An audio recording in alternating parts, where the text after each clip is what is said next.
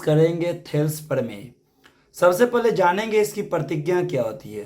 प्रतिज्ञा है, यदि किसी त्रिभुज की एक भुजा के समांतर एक रेखा खींची जाए तो अन्य दो भुजाएं एक ही अनुपात में विभाजित हो जाती है। तो सबसे पहले क्या बोल रहा है, एक त्रिभुज, तो मान लेंगे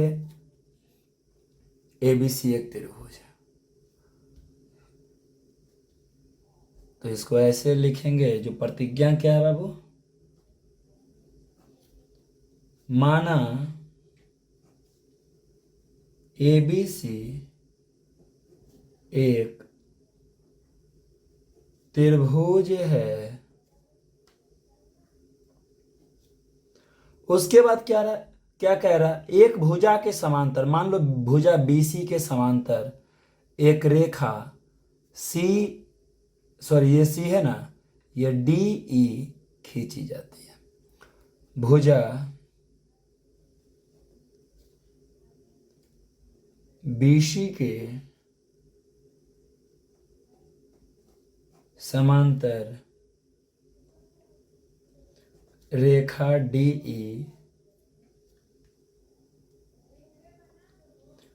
खींची गई है। ओके, जो डी, जो बिंदु डी और ई क्रमशः भुजा ए बी और ए सी पर है। ओके, तो ये तो हमको ये प्रतिज्ञा दी गई है। अब क्या करेंगे, अब हमको सिद्ध क्या करना है बाबू, सिद्ध करना है, देखिए अन्य दो भुजाएं एक ही अनुपात में विभाजित होती है। मतलब अनुपात A D by B D equal to A E by C. Okay, अब रचना करेंगे, रचना B को E से और C को D से मिला दें। B को E से और C को D से मिलाएं या मिला दें। और क्या करेंगे, डी से एक लंब डालेंगे भुजा AC पर, ये मान लीजिए N है, तो D से DN भुजा हो गई। और E से मान लीजिए ये M है। ओके, ये क्या है बाबू, M है, तो E से M, EM, और E से EM पर EM लंब क्रमशः D से DN, AC और AB पर डाल दें। ठीक है, अब करेंगे सिद्ध। तो देखिए क्या है, सिद्ध क्या कर, सबसे पहले ये जो त्रिभुज है ADE, इसको हम दो स्टेप में लेंगे। तो सबसे पहले क्या करेंगे, सिद्ध में त्रिभुज ADE का क्षेत्रफल, देखिएगा ध्यान से, एक बार ये आधार लेंगे और एक बार ये आधार लेंगे। जब AE को आधार लेंगे तो उसमें जो ऊंचाई होगी, जो लंब है वो DN लेंगे, ये लंबवत है। और जब आधार AD लेंगे तो EM लंबवत है। ओके, तो हाइट इसको लेंगे। तो त्रिभुज का क्षेत्रफल होता है बाबू हाफ इंटू आधार गुना ऊंचाई होता है। ठीक है, तो क्या हो जाएगी हाफ इंटू, अभी हम ले रहे हैं क्या, ई एडी को ले रहे हैं आधार, और ऊंचाई जब एडी को आधार लेंगे तो ये वाला जो भुजा है ये हो जाएगा मतलब EM। ओके, अब लेंगे त्रिभुज, ये जो हाइट है ये किस एक और त्रिभुज की हाइट है जो है BED या BDE, त्रिभुज BDE का क्षेत्रफल क्या है, हाफ इंटू आधार इंटू ऊंचाई होता है, ये तो आप भी जानते हो बहुत अच्छी तरीके से, ये ऊंचाई है। ओके, तो हाफ इंटू आधार क्या है बाबू BD है, और ऊंचाई क्या हो जाएगी EM हो जाएगी। और ये कैसे होगी मैं यहाँ पे बता देता हूँ। जब मान लीजिए कोई एक ऑब्ट्यूस एंगल ट्रायंगल है, मतलब अधिक कोण त्रिभुज है, तो इसकी ये ऊंचाई क्या होगी, तो ऊंचाई ये वाली हो जाएगी ना बाबू। ठीक है, तो इसीलिए ये वाली EM ऊंचाई हो गया।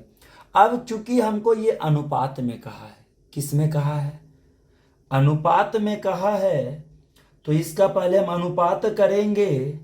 तो त्रिभुज ADE का क्षेत्रफल अनुपात त्रिभुज BDE का क्षेत्रफल, तो इसका क्षेत्रफल है हाफ इंटू AD गुने EM। ओके, और इस BDE का क्षेत्रफल क्या है बाबू, half into BD multiply EM। देखिए हाफ हाफ कट गई, EM कट गई, तो AD बाय BD, इसको मान लेंगे समीकरण 1। अब क्या कह रहा है, पुनः फिर से त्रिभुज ADE का क्षेत्रफल निकालेंगे, लेकिन इस बार आधार AE लेंगे और जो लंब है वो जो ऊंचाई है उसको DN लेंगे। ठीक है, तो त्रिभुज ADE का क्षेत्रफल क्या होता है, सबसे पहले अब half into base into height होता है, ये आप जानते ही हो। तो बेस आधार क्या बाबू AE है, जब AE लिए है आधार तो ऊंचाई हो जाएगा DN। अब इस त्रिभुज में लेंगे, एक इसकी ऊंचाई जो है ये वाली भी हो रही इस त्रिभुज की है, तो CDE, त्रिभुज CDE का क्षेत्रफल हाफ इंटू बेस हो जाएगी CE गुना ऊंचाई क्या है बाबू DN है। ओके, तो अब इस दोनों का भी ये अनुपात करेंगे, तो त्रिभुज ADE का क्षेत्रफल अनुपात त्रिभुज CDE का क्षेत्रफल, इसका क्षेत्रफल है हाफ इंटू क्या है AE इंटू DN है। ओके, बाय हाफ इंटू क्या है बाबू CE मल्टीप्लाई क्या है DN है, तो इसमें DN कैंसिल हो गई, हाफ हाफ कैंसिल हो गई, तो इससे क्या आया AE बाय CE, इसको समीकरण 2 मान लीजिए। यहीं तक जो था यही है। अब क्या है, वीडियो पॉज करके इसको लिख लीजिएगा बाबू, और यदि समझ में नहीं आ रहा है, जहाँ पे फॉल्ट है, आपको समझने में दिक्कत हो रही है, आप कमेंट कीजिएगा। ठीक है, अब क्या करना है देखिए, यहीं पे कर देते हैं। ओके, चूंकि इस त्रिभुज में सबसे पहले तो चूंकि DE पैरेलल BC की है, हो गई है, अब ज़्यादा नहीं है, अब थोड़ा सा बस कैसे हो रही है बस वही देखना है। BC की है, DE पैरेलल BC, ये तो हमको दिया ही यहाँ पे, एक भुजा के समांतर है तो ये समांतर है। और जो है त्रिभुज BDE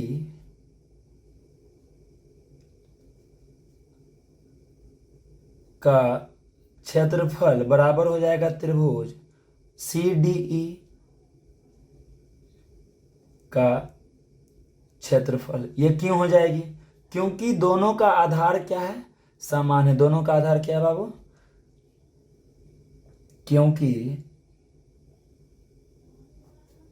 क्योंकि दोनों का आधार DE है।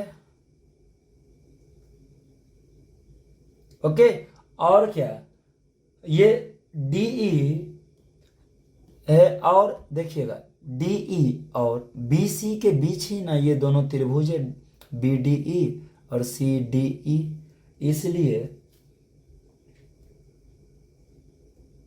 इसलिए ये हो जाएगी, मतलब त्रिभुज ADE का क्षेत्रफल, ADE ब्रैकेट के बाहर हम एरिया लिख सकते हैं क्षेत्रफल को इस तरह से भी, एरिया मतलब क्षेत्रफल किसकी? BDE की क्षेत्रफल बराबर हो जाएगा क्या? ये त्रिभुज ADE एरिया, फिर एरिया क्या हो जाएगी किसकी? CDE की। ये त्रिभुज यहाँ लगा दीजिएगा, ठीक है। अब देखिए ADE का क्षेत्रफल, ये तो बराबर ही होंगे और ये दोनों बराबर है, तो अतः इसका क्षेत्रफल कितना है बाबू? AD bye BD। और इसका जो क्षेत्रफल है इस दोनों का क्या है? A by C। ठीक है, यही हो गया मेरा प्रूफ।